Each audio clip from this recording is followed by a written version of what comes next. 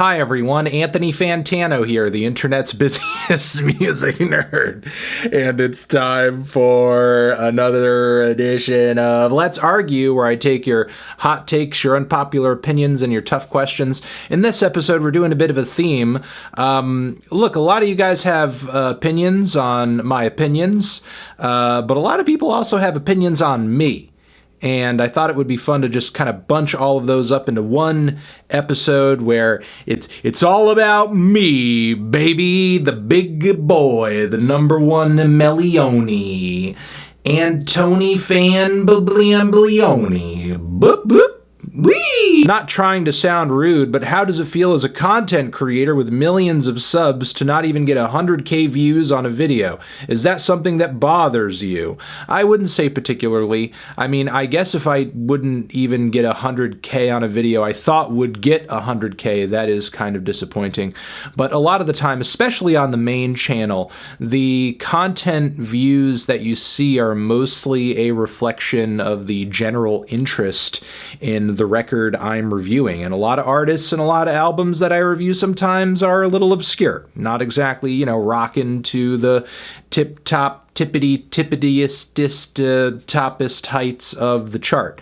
So as a result of that, sometimes there's not a whole lot of desire to hear my thoughts on something because there is a large segment of my audience that, for their own personal preferences, just want to hear my opinions on music that they've already heard, as opposed to being introduced to something that they have no clue what it is. That being said, one of the few things that keeps me sane in the midst of all of this is that for the most part, I get to review what I want. I get to review what I feel like I fucking want to review. And that means that, yeah, sometimes I want to review some obscure noise metal record that's not going to get 300,000 views. That means I'm going to review some kind of Bandcamp electronic music project that might get like 60,000 views. I'm going to review some kind of frickin' underground rapper that nobody else cares about other than me. But hey, you know, that's what makes this fun. If I just was merely worrying about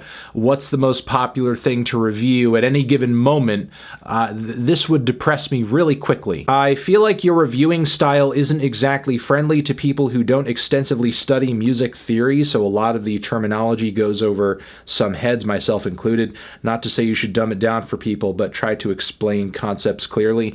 I guess I would need to know exactly what concepts you're talking about that you're a little iffy on. I always encourage, though, if there's a word that I say that you don't know what the fuck it means, look it up on Google. I mean, I don't think I bring up any topics or concepts that are generally ungoogleable, but also I find this critique kind of interesting because usually I get the opposite. I have people in my comments who are like fucking jazz snobs who are like, did you hear him in the review? He didn't even mention that it was modal.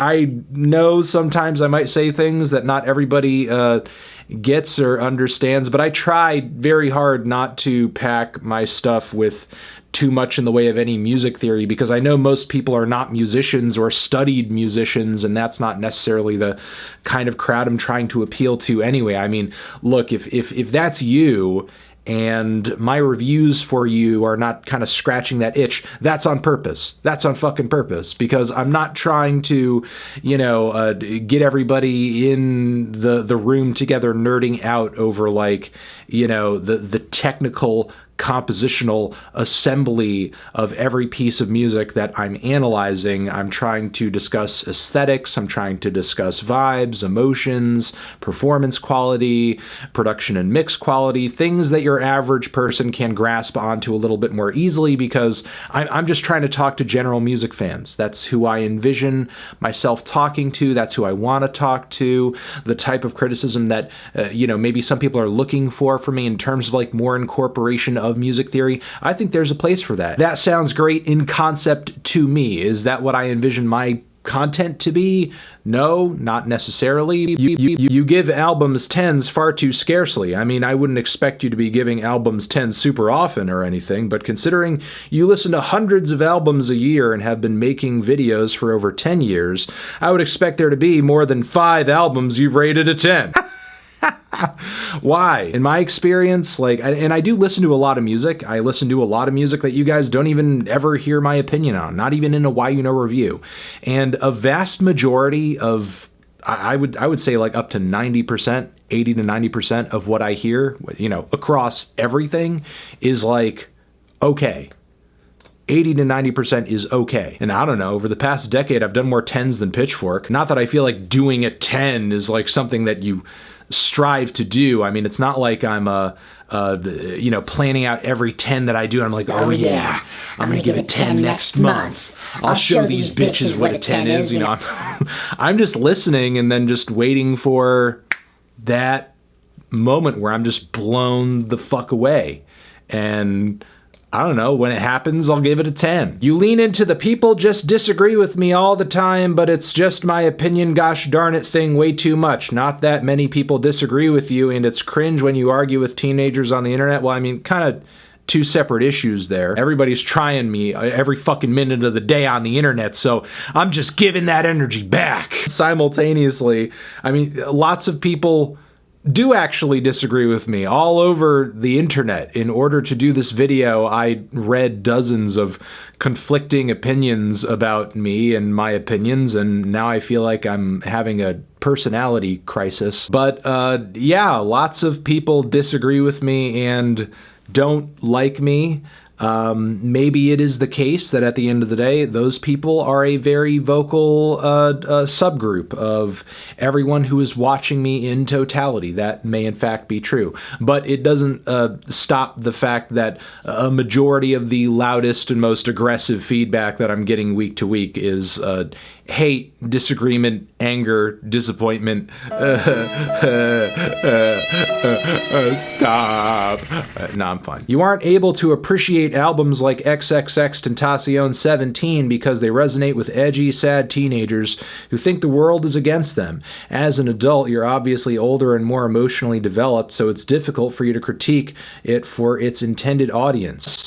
Sounds like what you're saying is the proper way to critique these albums for their intended audience is to not critique them at all and just say they're great and just like suck their dicks in order to appeal to the audience that it's appealing to.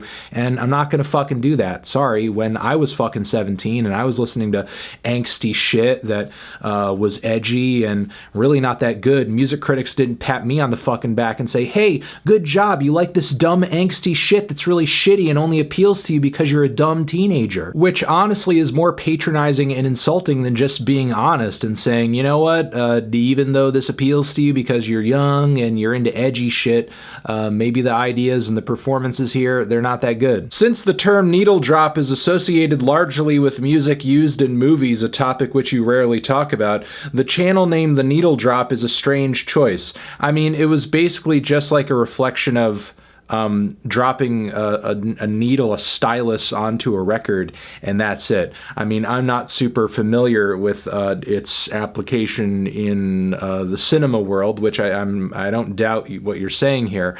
It's just, I started the channel, bit of a vinyl nerd. That's what it was in reference to. Having a number reading system does nothing systematize. When I was a college freshman, California 2012, I didn't like you and would mock you to my friends. I am sorry. Mike, you are forgiven. Mwah. I love you, Mike. Your taste in flannels is very bland, mostly just color, black, mix it up a little bit. Get funky, my dude. I mean, yeah, sure, it's true, but simultaneously, those plain patterns read real good in the thumbnail. You know, look, I got some cool ones. I got some cool fun patterns over here. I got some color. Woo! What does this mean? What is this? Is that like 7? I don't know. I don't even know what that is. You need to be nicer to that Cal friend of yours. He is a sweet baby boy, and I don't appreciate the way you've been treating him all these years. Yeah. I think you need a new flex. Internet's busiest music nerd and best teeth in the game ain't doing it no more. When you fuck with your name in the intros, it's still pretty funny though. I don't think I could get bored of that. Jeez.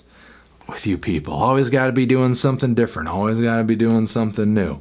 I mean, you know, considering just all of the confusion I get when I read your opinions about me, let me have at least 2 or 3 stable things that I know I can always go back to so I can remind myself of who I am, so that when I eventually do suffer from some kind of memory loss, you know, my family can remind me, remember, Anthony, you're the best human being.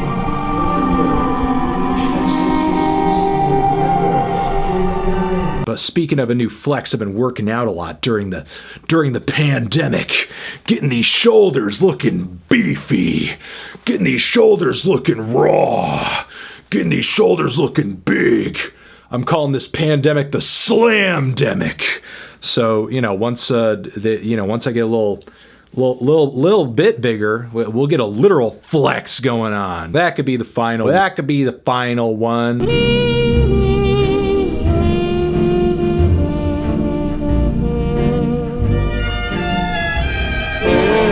All right, I think we're going to leave it at that. You're the best. Love ya. Thanks for coming through and showing some love. And yeah, mwah. And believe in yourself. And thanks for going easy on me. Over here, next to my head, is another video that you can check out. Hit that up or the link to subscribe to the channel. Anthony Fantano. Let's argue forever.